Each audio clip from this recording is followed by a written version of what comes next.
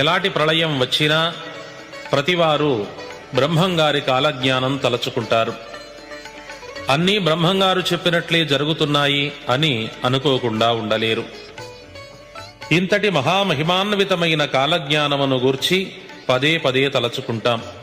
కానీ బ్రహ్మంగారు కాలజ్ఞానంలో ఏమి వ్రాశారు, అందులో ఉన్న విశేషాలేమిటి, జరిగిపోయినవి ఎన్ని, జరుగుతున్నవి ఏమిటి, జరగవలసినవి ఇంకెన్ని, అసలు ఈ కాలజ్ఞానం మొత్తము పూర్తిగా జరుగుటకు ఎంతకాలం పడుతుంది అనే సందేహాలు అందరిలోనూ మెదులుతూ ఉంటాయి.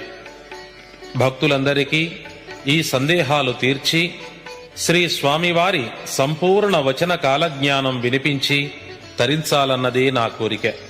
అందుకే 12 సంవత్సరాల కఠోర శ్రమతో సేకరించిన ఈ కాలజ్ఞాన విశేషాలను మీ అందరికీ సమర్పించుచున్నాను.